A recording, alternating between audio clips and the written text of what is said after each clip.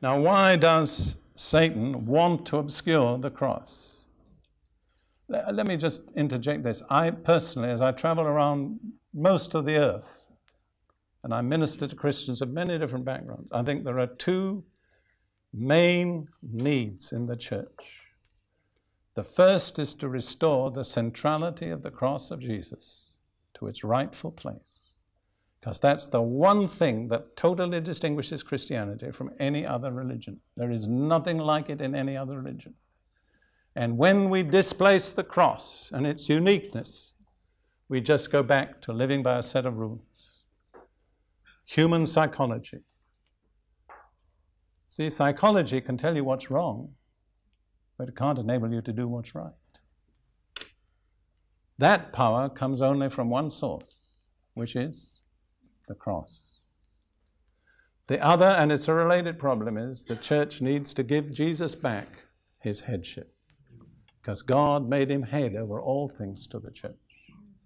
And the problem is that basically the church does not really acknowledge the headship of Jesus. The head is the thing that makes the decision.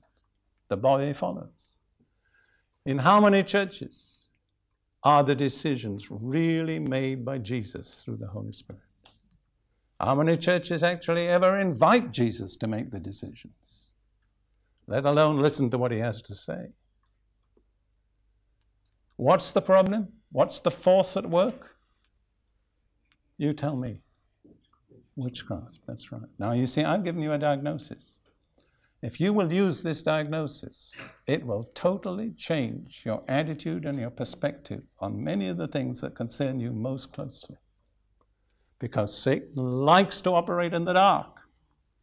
He doesn't like people to know what he's doing or how he's doing it. I tell you that I have faced tremendous personal opposition to preaching this particular message here tonight. And I know why. Because this message is bringing out into the light things that Satan doesn't want to be brought out into the light. Whether it's the nature of witchcraft in the natural, as a work of the flesh, or whether it's the nature of witchcraft in the supernatural, and the last thing he wants is for Christians to realize that witchcraft is at work in the church.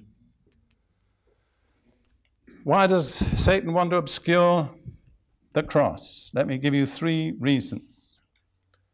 It's the only basis of all God's provision for his redeemed people. There is no other basis. Hebrews 10:14 says, "For by one sacrifice God has perfected forever those who are being sanctified." By the sacrifice of Jesus on the cross, God has done all that will ever be needed for any human being in any period of history. It's all done through the cross. Now, our appropriation of the cross is progressive. We are being sanctified. What Jesus has done is perfect, finished, complete.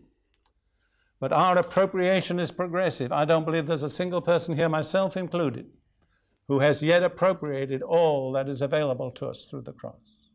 But if we will go through the process of sanctification, being made holy, being conformed to God, thinking God's thoughts, living his way, we will appropriate more and more. But if witchcraft moves in, witchcraft will obscure the cross, and although we should be living like children of the King, we'll begin living like beggars and paupers. Because all the benefits that God has provided come to us solely on the basis of the cross. Satan is very astute. He knows exactly what to strike at. He knows that if he can obscure the cross, he has the church at his mercy. The second reason is that the cross was the means of Satan's total defeat. I can't go into all the scriptures, but through the cross, Jesus ministered a total, eternal, irreversible defeat to Satan. Satan can't change that. But what he can try to do is conceal the fact from us, so that we no longer live in the victory because we don't realize the victory that was won for us. The third feature of the cross is it's the only source of power for real Christian living. You can quote the Sermon on the Mount as much as you like, and all sorts of psychiatrists will say, well, that's the way people ought to live. But the only way we get the ability to live that way is through the sacrifice of Jesus on the cross. Because his sacrifice dealt with the old man, the fleshly nature. Paul says, our old man was crucified with him. And he says a little later on in Galatians, those who are Christ's have crucified the flesh with its affections and lusts. Until you learn to apply the cross to your carnal nature, it masters you. You cannot master it. Paul says in Romans 6, our old man was crucified that we should no longer be the slaves of sin. That's the provision of the cross. I've mentioned I have an Anglican background, and I thank God for many wonderful things that came to me through that. But I know some of you here will appreciate this. In those days, which are long ago, we used to have the general confession about 11:15 every Sunday morning. And one of the things we used to say was, pardon us, miserable offenders. And I used to look at the people around me and think, well, that's surely a good description. But I thought to myself, what good is religion if it only makes you a miserable offender? And my ultimate conclusion was I can be an offender without religion and not nearly so miserable. So that was what I did. But you see, another thing I said to myself was, I can confess my sins on Sunday morning, but I know I'm going to go out this week and commit the same sins. Am I pleasing God by confessing sins I'm going to go on committing? No, I wasn't insincere. I was just ignorant.